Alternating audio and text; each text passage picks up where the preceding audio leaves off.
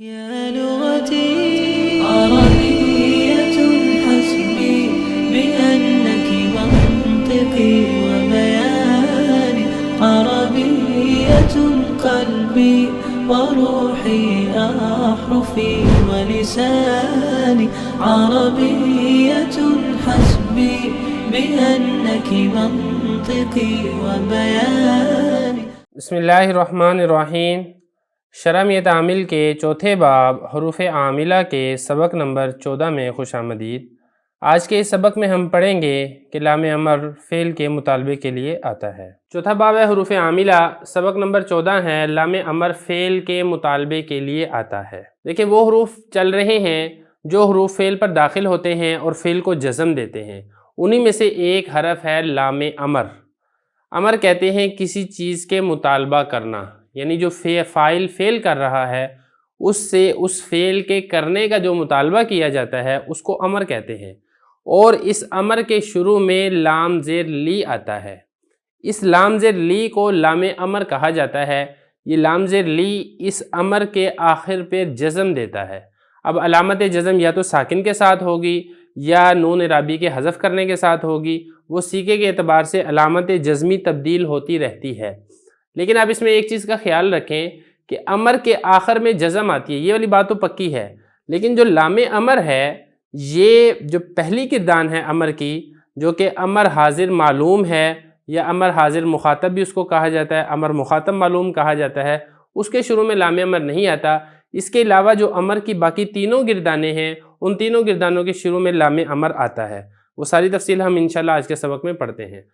ولام الامر وہی لطلب الفعل اما عن الفاعل الغائب مثل لیضرب او عن الفاعل المتکلم مثل لیضرب ولنضرب او عن المفعول الغائب مثل لیضرب او عن المفعول المخاطب مثل لتضرب او عن المفعول المتکلم مثل لیضرب ولنضرب. ترجمہ دیکھ لیں.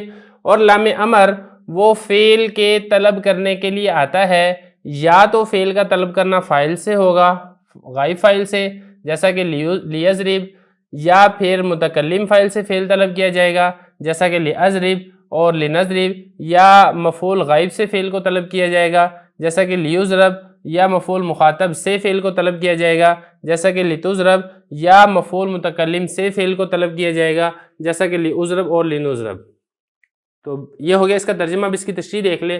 پہلا بتایا کہ لام امر یہ فعل کے طلب کرنے کے لیے آتا ہے، یہ مطالبہ کرتا ہے کہ یہ والا فعل کیا جائے. اب یہ جو مطالبہ کرے گا فعل کے کرنے کا، یہ مطالبہ یا تو فاعل غائب سے کیا جائے گا، یعنی جو فاعل ہے وہ موجود نہیں ہوگا. مثال اس کی ہے لیضرب، چاہیے کہ مارے وہ شخص. اب مارنے والا جو شخص ہے وہ موجود نہیں ہے، وہ غائب ہے، تو غائب سے ایک فعل کا مطالبہ کیا جا رہا ہے اور اس کے شروع میں لام امر آ رہا ہے. یا پھر یہ جو طلب فعل کا مطالبہ ہے یہ فاعل متکلم سے کیا جائے گا. متکلم بولنے والا خود وہ چاہ رہا ہے، مطالبہ کر رہا ہے کہ میں ماروں. جیسا کہ میں کہنے والا ہوں، میں متکلم ہوں، میں کہتا ہوں لیضرب، چاہیے کہ میں ماروں، تو میں اپنے آپ سے مطالبہ کر رہا ہوں. جو بولنے والا ہے خود اپنی طرف سے مطالبہ کر رہا ہے. یا پھر یہ مطالبہ کیا جائے گا مفعول غائب سے. نمبر 3، جو فعل کا مطالبہ ہے وہ کیا جائے گا مفعول غائب سے، فاعل غائب سے نہیں، مفعول غائب سے. مفعول جس کے اوپر وہ فعل ہوا ہے. اب اس کی مثال دیکھیں، لیضرب، چاہیے کہ مارا جائے وہ ایک شخص، جو شخص موجود نہیں ہے اس کو مار پیٹے، یہ مطالبہ کیا جا رہا ہے اس مفعول سے تاکہ مارا جائے وہ ایک شخص. تو یہ ہو گیا مفعول غائب. یا پھر مفعول مخاطب، یہ چوتھا، یعنی جو آپ کا مخاطب ہے اس کے بارے میں مطالبہ کیا جا رہا ہے کہ اس کو مار پیٹے. لتضرب، مارا جائے تو ایک شخص، یعنی جو مارے والا فعل ہے وہ تمہارے اوپر واقع ہونا چاہیے مخاطب کے متعلق. تو یہ 4 قسم کے. یا پھر مفعول متکلم سے اپنے متعلق مطالبہ کیا جائے کہ مجھے مار پیٹے. لیضرب، مارا جاؤں میں ایک مرد، یا لنضرب، مارے جائیں ہم سب مرد. تو اپنے متعلق یہ مطالبہ کیا جا رہا ہے کہ ہم کو مار پیٹے. اگر ہم خود مطالبہ کریں اپنے آپ سے کہ ہم ماریں تو پھر یہ ہوگا فاعل متکلم.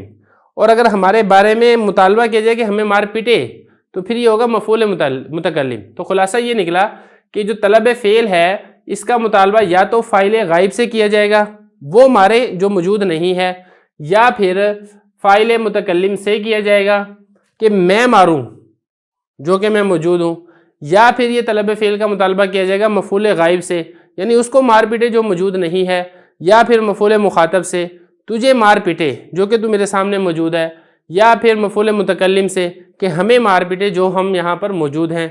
تو خلاصہ یہ کہ جہاں پر بھی طلب فعل ہوگا، فعل کا مطالبہ کیا جائے گا، وہ امر ہوگا اور امر کے شروع میں لام ہوگا، جیسے کہ میں آپ کو بتا چکا ہوں کہ پہلی کردار میں لام امر نہیں ہے، باقی 3 کرداروں میں لام امر ہے اور یہ جزم دے گا۔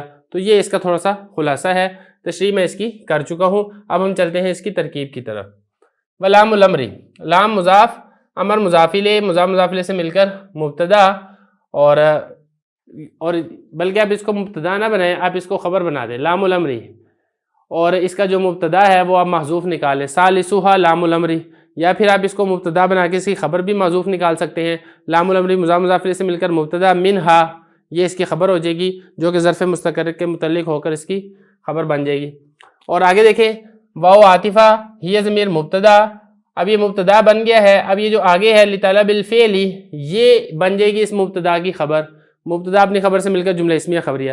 اس میں ہم نے جو آگے چلنا ہے وہ ذرا تھوڑی سی سمجھنے والی بات ہے۔ یہ لام جار ہے تو لام جار ہے تو لہذا جار مجرور مل کر ظرف مستقر کر کے آپ نے ہی کی خبر بنانی ہے، اور آگے جو پورے جملے کی جو ترکیب ہے وہ ساری کی ساری اس جملے کے ساتھ مل رہی ہے۔ یہ خبر جو ہے یہ پورا جملہ بن کے پھر اس مبتدا کی خبر بنے گی۔ کیسے بنے گی؟ اب ہم اس کو آگے بھی ملا لیتے ہیں۔ ملانے سے پہلے آپ نے یہ کرنا ہے کہ جو مثالیں ہیں مثالوں کو آپ الگ کر دیں، جیسے یہ ہے مثل لیضرب، اس کو آپ علیحدہ کر دیں، یا پھر مثل لیضرب ولتضرب، اور اسی طریقے سے مثل لیضرب، یا پھر مثل لتضرب، یا پھر مثل لعضرب ولنضرب۔ یہ مثالیں ہیں، ان مثالوں کو آپ نے الگ کر دینا ہے۔ جب یہ مثالیں الگ ہو گئیں، ان کے علیحدہ سے ترکیب کرنی ہے اور باقی جملے کی علیحدہ ترکیب کرنی ہے۔ اب باقی جو جملہ ہے وہ عبارت ایک ہی مل رہی ہے، وہ کیسے مل رہی ہے؟ عبارت ویسے ہوگی، اور لام امر وہ فعل کے طلب کرنے کے لیے آتا ہے یا تو فاعل سے، فاعل غائب سے، یا فاعل متکلم سے، یا مفعول غائب سے، یا مفعول مخاطب سے، یا مفعول متکلم سے۔ تو اس طرح یہ والا جملہ بنے گا، اور یہ سارا جملہ جو ہے یہ معطوف علیہ معطوف سے مل کر پھر اس کا تعلق ہوگا طلب کے ساتھ۔ کیسے ہوگا وہ بھی ہم کر لیتے ہیں۔ دیکھیں یہ جو طلب ہے، طلب مصدر ہے، اور مصدر آپ کو پتہ ہے وہ شبہ فعل ہوتا ہے، اس کے متعلق بھی چیزیں ہوتی ہیں۔ لام حرف جر، طلب مضاف فعل مضاف الیہ، مضاف الیہ سے مل کر جار کا مجرور کرنا ہے، جار مجرور مل کر ظرف مستقر کر کے آپ نے ہی مبتدا کی خبر بنانی ہے۔ لیکن یہ جو طلب مصدر ہے، اس مصدر کے متعلق آپ نے سارے حرف جر کو اس مصدر کے متعلق کر دینا ہے۔ جیسے یہ ہے ان ہے، یا اسی طریقے سے یہ والا ان ہے، یا اسی طریقے سے یہ ان ہے، یا پھر یہ والا ان ہے، یا پھر یہ والا ان ہے۔ جہاں جہاں پر ان حرف جر آ رہا ہے وہ اپنے مجرور سے مل کر اس طلب مصدر کے متعلق ہو جائے گا۔ کر کے بھی دیکھ لیتے ہیں۔ آگے دیکھیں، اما حرف عطف، ان حرف جر، فاعل موصوف غائب اس کی صفت، موصوف صفت مل کر جار کا مجرور، جار مجرور مل کر معطوف علیہ۔ آگے او دوبارہ حرف عطف، ان حرف جر، فاعل موصوف متکلم صفت، موصوف صفت مل کر جار کا مجرور، جار مجرور مل کر پھر معطوف اول۔ آگے بھی ایسے ہی، ان حرف جر، مفعول موصوف غائب صفت، موصوف صفت مل کر معطوف ثانی۔ آگے بھی ایسے ہی ہے، او حرف عطف ہے، ان حرف جر، مفعول موصوف مخاطب اس کی صفت، موصوف صفت مل کر ان جار کا مجرور، جار مجرور مل کر اس کا معطوف ثالث، اور یہ بھی ایسے ہی، او ان المفعول المتکلم، یہ معطوف رابع۔ تو معطوف علیہ اپنے سارے معطوفات سے مل کر پھر یہ ان حرف جر کے واسطہ سے یہ متعلق ہو جائے گا طلب مصدر کے۔